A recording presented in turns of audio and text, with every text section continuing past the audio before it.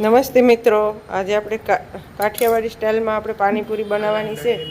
તો તમે આ વિડીયો એન્ડ સુધી જોતા રહેજો. આપણે કેવી રીતે બનાવીએ, એકદમ સરસ બાર જેવી.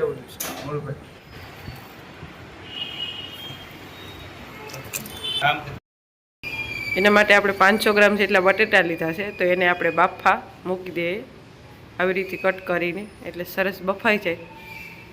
ચણાને બે મિક્સ આપણે બાફા મૂકી દઈશું. ચણાને આપણે 2 થી 3 કલાક પલાળવા દીધા હતા. હળદર નાખશું થોડી,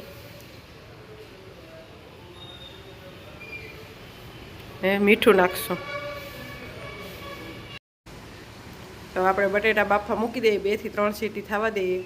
તો આપણે ચટણી બનાવવા માટે ગોળ લેવું ને આંબલી લેવું, એકદમ ખાટી મીઠી સરસ. આપણે પકોડીમાં જેવી ખવાતી હોય એવી એકદમ સરસ.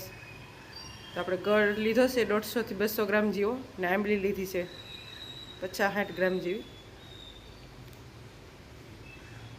જે પ્રમાણે આપણે ખાટું ખાતા હોય એ પ્રમાણે. તો આને આપણે થોડી વાર આપણે બફાવા દેવું ગરમ પાણીમાં, એકદમ સરસ બફાઈ જાય.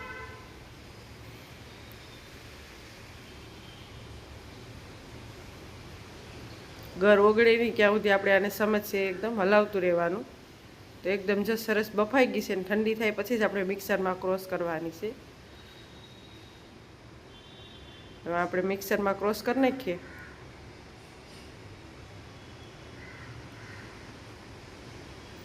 તો એકદમ સરસ મિક્સરમાં ક્રોસ થઈ જશે.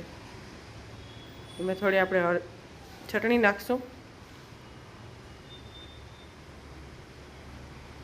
સ્વાદ પ્રમાણે મીઠું નાખશું. આપણે હલાવી દેવું. એકદમ સરસ ખાટી મીઠી ચટણી થાય છે આ આંબલીની ગોળની.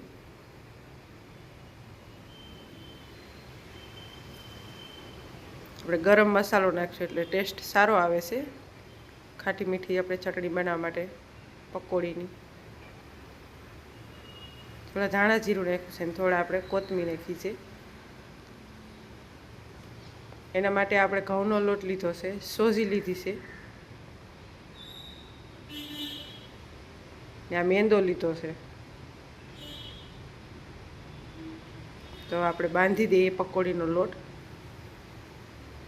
ઘઉંનો લોટ પહેલાં નાખી દીધો, સોજી નાખી દીધી, આને રવો કહેવાય.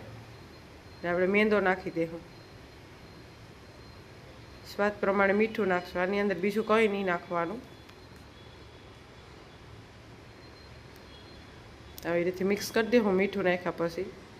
તો હવે આપણે પાણી નાખી, જેમ જોહે એમ પાણી નાખીને બાંધી લેવું લોટને. થોડું થોડું પાણી નાખવાનું, એકદમ હાવ પોચો ન થઈ જાય લોટ.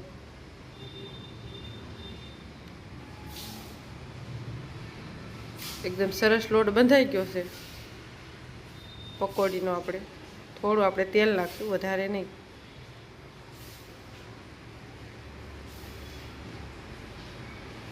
આવી રીતે આપણે 1 થી 2 મિનિટ આને મસળી દેવાનો. ઢાંકીને મૂકી દઈએ આપણે 10 થી 15 મિનિટ.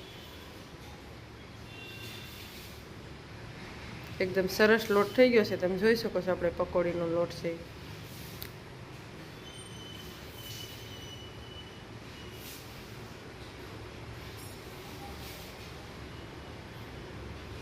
તો આપણે જેવડો પાટલો હોય એ પ્રમાણે આપણે લોયું લેવાનું.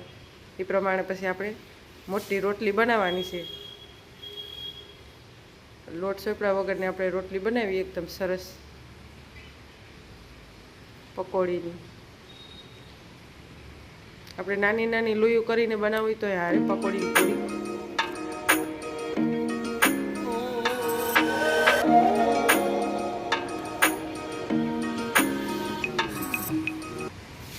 તો આવી રીતે આપણે એકદમ સરસ વણી નાખશું. મોટું રાઉન્ડ કરી દેવું આપણે રોટલી જેવડું પકોડી માટે.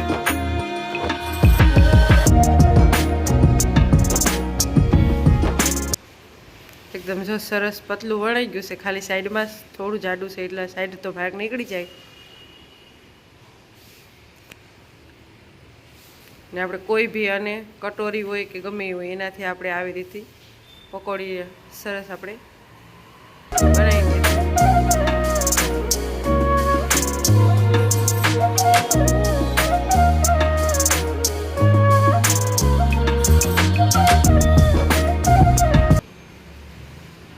આવી રીતે બધી આપણે પકોડી વણી લેવું.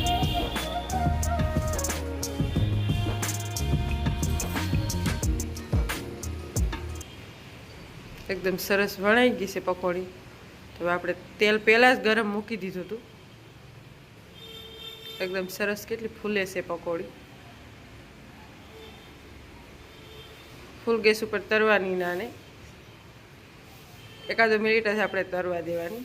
એકદમ સરસ ક્યાંય તરાઈ જાય, સરસ થઈ જાય છે.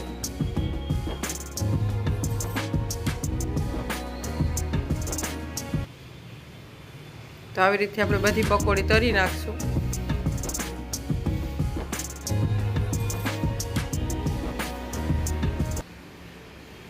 જોઈ શકો છો એકદમ સરસ પકોડી થઈ ગઈ છે. તો આપણે નીકાળી દઈએ, કાઢી લઈએ. આવી એકદમ સરસ થવા દેવાની રાતી પકોડી આપણે. તો આપણે ચણા લીધા છે એ પણ સરસ બફાઈ ગયા છે, ને બટેટા ને આપણે આ ચટણી બનાવવાની છે લાલ, આપણે એને ભેગી નાખવાની છે. મરચાં ભેગી મસાલો આપણે બટેટાનો બનાવશું, એને ભેગો આપણે મરચાંની બધી નાખવાનું છે, ધાણા મરચાં.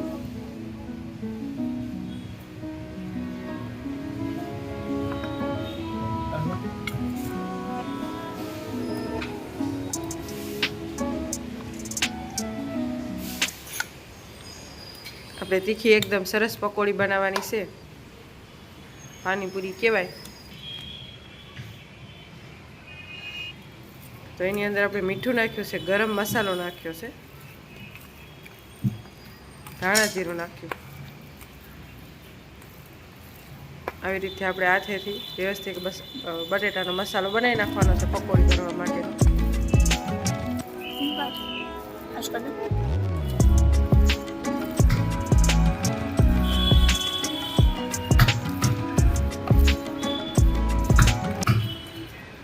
આની અંદર આપણે પહેલાં મીઠું નાખ્યું હતું એટલે થોડું ઓછું નાખવાનું મીઠું. ને હવે ચણા મિક્સ કરી દઈએ, બાફી ગયેલા છે.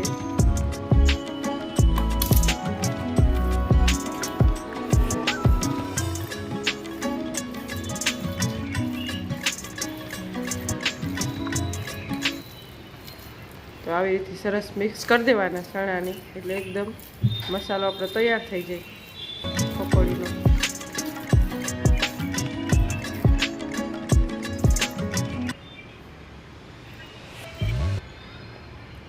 લીંબુ નાખશું ખાટા મીઠું બનાવવા માટે મસાલો. આપણે લીલું પાણી બનાવવામાં અને ફોદીનો લીધો છે, લીલા ધાણા લીધા છે, ને આપણે એની અંદર આદું નાખ્યું છે ને મરચાં. આપણે એકદમ સરસ ખાટું મીઠું તમે આવી રીતે જરૂરથી બનાવજો. સરસ પકોડી બની છે.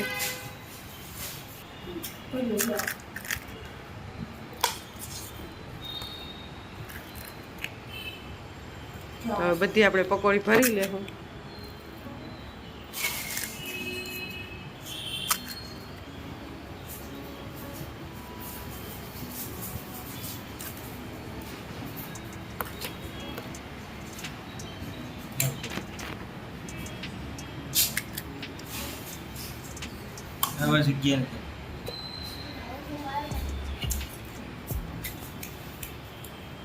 એની ઉપર આપણે એકદમ ઝીણી સેવ નાખશું.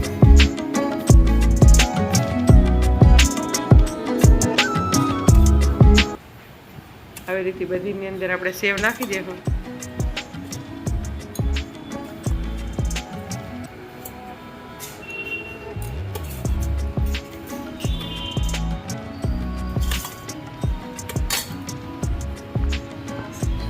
ને ડુંગળી કાપી ગયેલ છે એ લઈ લેવું, બધાની અંદર ડુંગળી નાખી દેવું.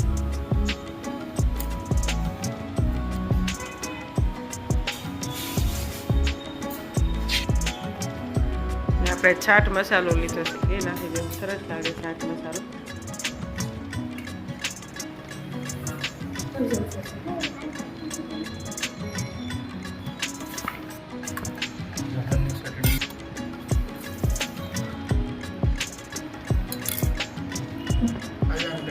તો આ પાણી છે આપણે પકોડીનું લીલા કલરનું એકદમ સરસ તીખું મીઠું.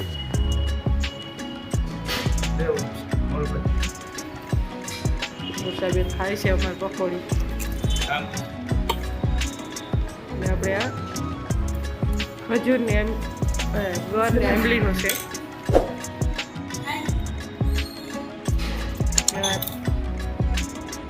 શ્રદ્ધાબેનને ટેસ્ટ કરા. તમે અમારા ચેનલની અંદર નવા હોય તો ચેનલને સબસ્ક્રાઈબ જરૂરથી કરજો. મળીશું આગલા વિડીયોમાં. ક્યાં સુધી બાય બાય.